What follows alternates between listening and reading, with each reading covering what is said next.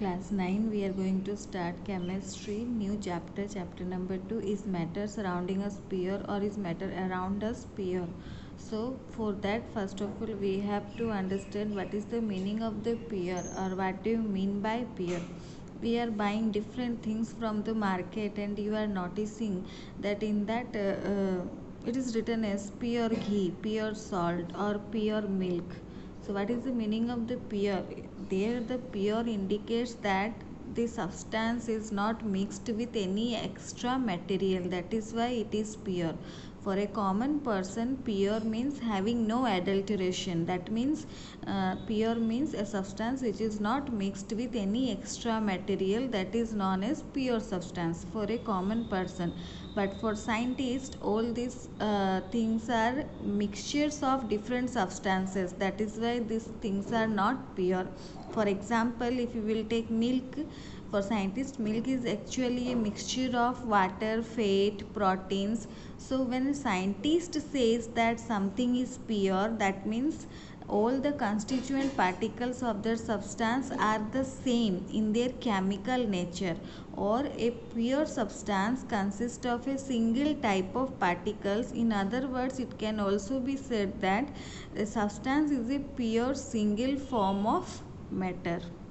So a pure substance consists of a single type of particles. So here again one more question, what is substance? How we will know what is a substance? So chemical substance is a form of matter having constant chemical composition and characteristic properties.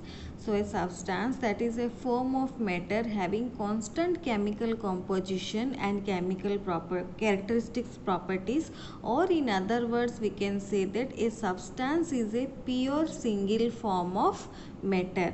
Either we can say substance is a form of matter having constant chemical composition and characteristic properties, or it also can be said that a substance is a pure single form of matter. So when we look around ourselves, we can see that most of the matter around us exist as a mixture of two or more pure components.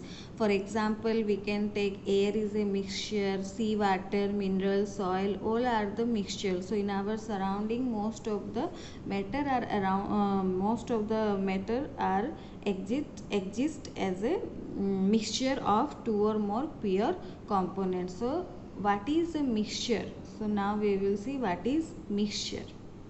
So mixtures are constituted by more than one kind of pure substance, pure form of matter, which is known as substance, or we can say that pure substance. So a substance cannot be separated into other kinds of matter by any physical process. If we take the example of sodium chloride can be separated from water by any physical process of evaporation, but sodium chloride itself is a substance and cannot be separated by any physical process into its chemical constituents. So you listen very carefully. If we will take the sodium chloride, sodium chloride we can mix in water and we can make the solution. So we can separate the water solution of sodium chloride to sodium chloride and water into separate water and sodium chloride by any physical process of evaporation, but it is not possible to separate sodium chloride by any physical process into its chemical constituents. Similarly, sugar is also known as substance because it contains only one kind of pure matter and its composition is same throughout. That is why these are known as pure substance. But soft drink, soil, these are not single substances. So they are having different sources of substances, but it always have the same characteristic properties. So mixture contains more than one substance. Pure substance consists of single type of particles, but the mixture contains more than one substance. When it contains more two or more pure components, that is why it is a mixture, or these are constituted by more than one kind of pure form of matter which is known as substance, and the substance are cannot be separated by any physical process. Already I had given you the examples: sodium chloride, sugar. These are made of only one kind of pure matter and its composition is same throughout. So now the mixture contains more than one substance, so we will see the types of the mixtures. So depending on the nature of the components that form a mixture, we can have different types of mixtures. So let us try to understand how many types of mixtures are there. For that we can try this, we will do a small activity and we can do this at our home also. So we will take four containers, and so you can take four containers, and in first container you can take water plus 1 tablespoon salt and you can mix it. In the second one you will take water and more amount of salt and again you will mix them. Then in the third container you can take oil and water. In the fourth container you can take water, salt and iron fillings. So if you will take this type of things, or if you will take in a container, then we can see that which one is water and salt. It will be easily dissolved, the salt will be easily dissolved in water, and here also the salt will be easily dissolved in water. And you can see that these mixtures has a uniform composition throughout. So such a mixtures where the uniform composition is found, that type of mixtures are called homogeneous mixture. That type of mixture are called homogeneous mixture. So here you can take, instead of salt you can take sugar also, copper sulfate also.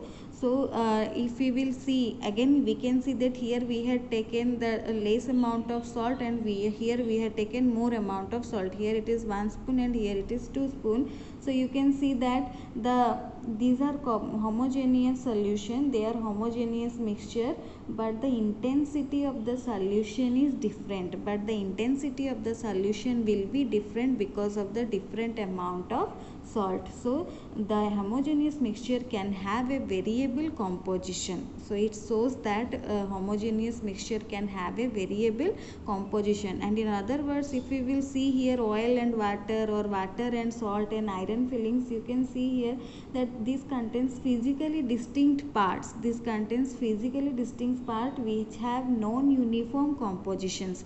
So here the composition is non-uniform and it is physically distinct parts are present. So such type of mixtures are called heterogeneous mixtures. Such type of mixtures are called heterogeneous mixtures. So we are getting in types of mixtures. So we can classify types of mixture into two categories, that is homogeneous mixture and heterogeneous mixture. So the mixtures are of two types, that is homogeneous and heterogeneous. Homogeneous mixtures are having uniform composition and heterogeneous mixtures are having non-uniform composition. Again we will do the same experiment. Here we will take again the four containers and we will take water plus few crystals of salt, then water plus 1 spoonful of salt, water and chalk, water and milk. We will take in four containers and we will mix them with water very well. We will stir them and mix them. Then we will direct a beam of light from a torch through the beaker containing the mixture to see whether what is the path of the beam of light. Then after mixing them well, we will left them undisturbed, and then we will see what we are getting the result. So after that we can see that the first two beaker in which we had taken water and salt, water here it was few crystals of salt, here it was 1 spoonful of salt, but the composition was uniform. Since the composition was uniform, these two are homogeneous. These two are homogeneous mixture and these two are called as solution, because when you are mixing salt to water, here it is getting dissolved in water, the salt is getting dissolved in water, and when you left undisturbed these two container, you cannot see any salt particles settle down at the bottom. At the down or at the bottom you cannot find any salt particles which is settled down. That is why this two is known as solution. These two beaker where we had taken water and salt, they shows uniform composition. That is why these two are called as solution. In the next when we will see the, and here you can see, we can observe when you are passing the torch light, it do not scatter a beam of light passing through the solution. So the torch light, if you are using, then it do not scatter a beam of light. So when you are going to the water and chalk, you can see the chalk particles which settle down after some time. So that is known as suspension.